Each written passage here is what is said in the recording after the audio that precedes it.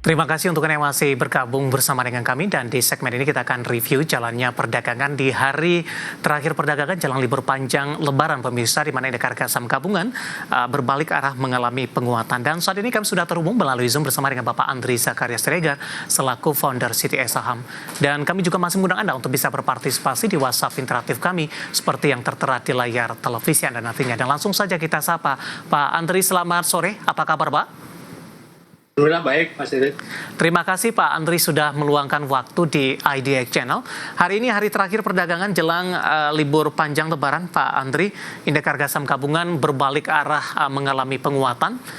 Sesi pertama tadi sempat mengalami pelemahan profit taking sepertinya, terutama kepada saham-saham perbankan big cap, kemudian berbalik arah mengalami penguatan.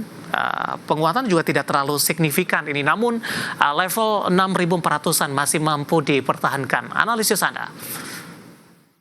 Ya, kalau lihat memang indeks kita masih mendapat keuntungan ya. Dari yang pertama dari juga penguatan rupiah terhadap dolar, juga yang kedua juga terhadap aksi window dressing ya. Jadi biasanya di akhir kuartal itu ada namanya window dressing, misalnya aktivitas fund managers untuk memburu saham-saham menjelang penutupan 3 bulan pertama ya awal tahun ini. Dan juga yang ketiga yang mungkin kondisinya teknikal sendiri memang sudah murah, terutama saham-saham dari bank big cap dan juga saham-saham grup Barito ya. Ini memberikan katalis, ditambah juga isu mengenai dividen jumbo. Jadi 4 katalis ini saya pikir wajar lah ya, indeks kita dengan posisi teknikalnya sudah double bottom di bawah 6.000 yang mengalami technical rebound ya seperti ini, dan juga menjelang ini ya menjelang liburan panjang. Jadi mungkin hari ini transaksi juga sepi ya, karena pasar sudah sedikit melakukan aksi profit taking, dan juga kemarin juga investor asing juga sudah mulai net buy dalam dua hari terakhir. Jadi malah ada 5 katalis yang mendorong indeks kita menuju ke arah 6.500 sampai dengan 6.700 untuk jangka pendek. Baik, bagaimana Anda melihat ini Pak Andri? Proyeksi untuk pergerakan indeks harga saham gabungan selanjutnya pasca libur panjang Lebaran, di mana aktivitas perdagangan secara global tampaknya masih akan terus berlanjut dan beberapa sentimen masih akan terus dirilis dan mungkin akan terjadi begitu, termasuk juga dari kebijakan tarif Trump yang akan berlaku di 2 April mendatang, di mana posisi pasar saham Indonesia juga masih libur ini. Ya, kalau dari jangka pendek seharusnya memang indeks kita mengalami technical rebound ya, karena memang indeks kita kan sudah drop terlalu dalam ya. Dari ketinggian all time high-nya di 7.900 waktu bulan September 2024, sekarang turun sampai kemarin terendahnya 5967. Jadi koreksi lebih dari 20%. Jadi sudah sebenarnya kalau dari technical sudah masuk bear market. Tapi kan kalau dilihat sekarang ini closing di atas 6.400 berarti ya setidaknya memberikan peluang lah ya untuk indeks kita untuk menguat, tapi agak terbatas ya. Untungnya kita juga masih diuntungkan karena libur panjang ya, karena sebenarnya kalau dari astrologi cycle-nya ya, dari saham sendiri minggu depan itu sebenarnya kurang bagus ya.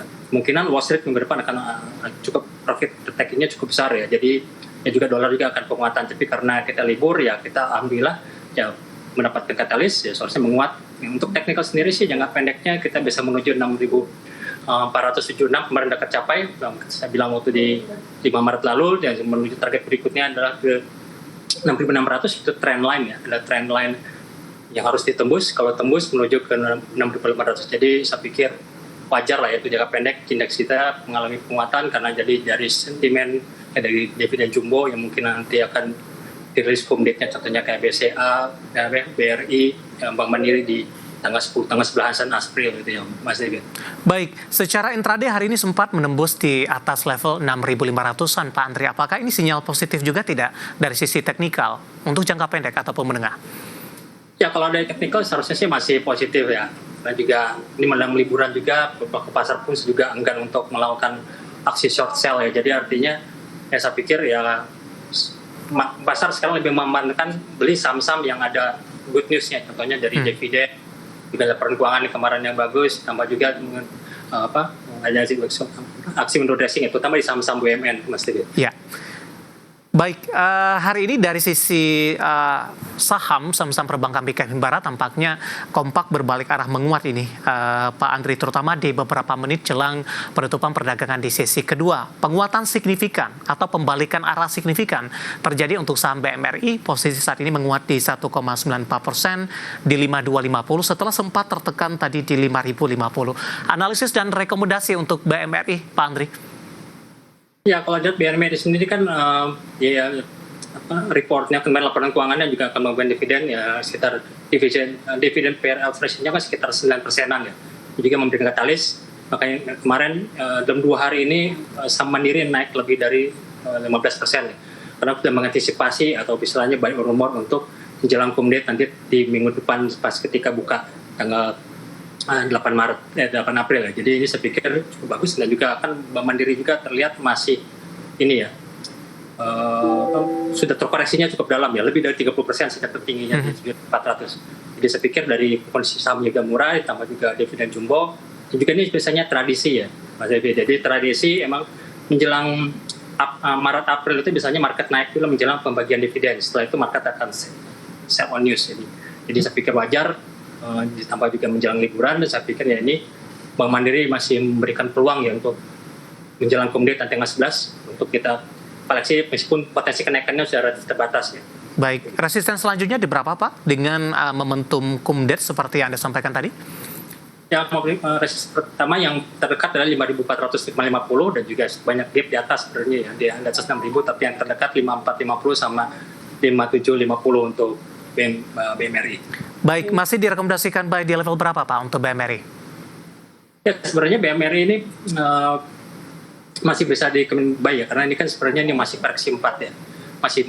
Masih bisa kenaikan ada sekali lagi di BF5. Jadi emang ini agak rawan ya untuk kenaikannya terbatas, around free taking nanti bisa ya pembeli sekitar 5.000 sampai dengan 5.200 ini untuk kita koleksi. Akumulasi targetnya 54 sampai 5.700, stop loss-nya di bawah 4.800. Baik, penutupan hari ini BMRI di 5.200 menguat di 0,97% dan tadi sempat menguat di atas 1% pemirsa.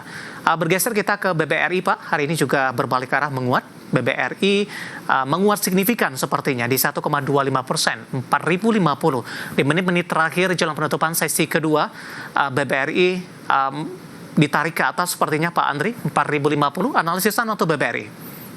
Ya, sebenarnya BBRI sendiri sebenarnya saham yang paling bearish ya di antara Bank Himbara ya. Teknikalnya yang paling jelek lah selain untuk jangka pendek. Tapi karena sudah murah ini yang ke pasar melakukan aksi beli.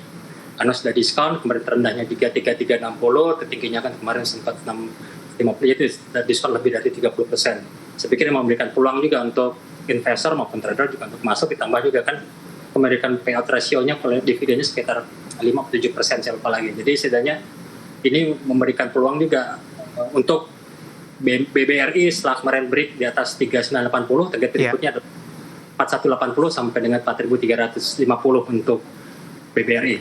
Baik, dari sisi chart ini tampaknya kembali lagi ke level 4.000-an Pak, level tertinggi dalam sebulan terakhir paling tidak, dan bertepatan juga dengan level penutupan.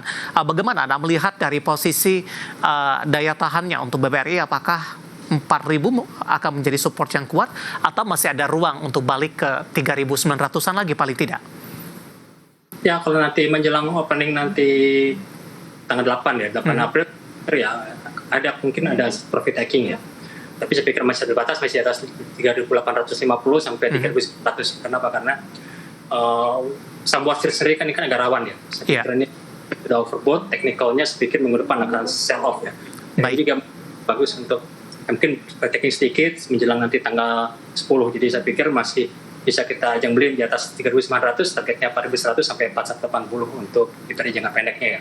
Meskipun untuk jangka menengah saya masih belum melihat bottom ya, tapi kalau lihat jangka pendeknya biasanya kan kalau menjelang kumdet market beli dulu, nah setelah exit dividen tanggal 11 biasanya market melakukan aksi profit taking. Baik. Dari BBRI kita bergeser ke BPNI Pak. BBNI pada perdagangan hari sebelumnya dari sisi persentase penguatan paling tinggi jika dibandingkan dengan saham perbankan big cap lainnya di atas 9%. Kemudian hari ini mengalami koreksi cukup dalam di 4.110, berbalik arah menguat.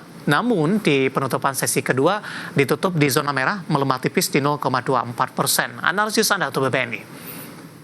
Dan rata BMN juga sama ya, emang banyak-banyak penurunan sudah cukup dalam ya, tambah dengan isu dividen ini memberikan katalis. Jadi saya pikir kalau untuk jangka menengah ya market masih akan volatile ya, saham-saham BMN, tapi jangka pendek ini karena momentumnya menjelang dividen dan juga window dressing, saya pikir seharusnya sih bisa menuju nanti tanggal 8 bisa menuju targetnya 4.400 sampai 4.600 40 untuk resistnya. Supportnya berada di 4.000. Jadi selama masih di atas 4.000, saya pikir masih cukup cukup kondusif ya untuk bisa sentimen dari nanti menjelang kumdit nanti di pas ketika masuk nanti di awal bulan April. Baik, analisis untuk saham-saham perbankan Big Cap Himbara dan lagi-lagi keputusan investasi tetap ada di tangan pemirsa IDX Channel. Selain dari sektor keuangan Pak Andri, sektor properti hari ini juga menjadi penopang dari penguatan indeks harga saham gabungan. Meskipun pergerakan sahamnya cenderung bergerak mix, namun saham grup Aguan, PANI dan CBDK hari ini naik signifikan. Pak Andri, kita coba ke PANI terlebih dahulu Pak, ditutup menguat di 9,89% di level 10.000 untuk PANI Pak Andri. Ya, kalau untuk PANI sebelumnya kan waktu tanggal 5 Maret pun saya sudah bilang kan targetnya 8.000 udah kecapai ya. Kemarin terendahnya PANI 7.000. Jadi saya pikir memang karena sahamnya sudah cukup murah ya. Dan tertingginya 19.000 sampai dengan 7.000 diskonnya lebih dari 50%. Jadi juga memberikan peluang juga untuk investor juga untuk mengurus saham ini. Apalagi kan CDPK sendiri ya, stasiun perusahaannya juga akan memberikan akan melakukan aksi program buyback. Jadi ini juga memberikan. Jadi yang pertama dari valuasinya juga murah ya, saat koreksinya cukup dalam lebih dari 50%, ditambah yang kedua juga buyback. Saya pikir PANI bisa menuju target berikutnya adalah 9.400 sampai dengan 10.500 ya untuk jangka pendeknya. Tapi kalau untuk jangka menengah saya masih belum melihat ada bottom. Baik. Penutupan hari ini di 10.000 menguat di 9,89% dan lagi-lagi keputusan investasi tetap ada di tangan pemirsa IDX Channel. Pak Andri, kita akan jeda terlebih dahulu, nanti kita akan coba lihat saham-saham pilihan apa saja yang Anda rekomendasikan dan sekaligus update penutupan perdagangan di sesi kedua hari ini. Dan pemirsa, kami akan segera kembali sesaat lagi.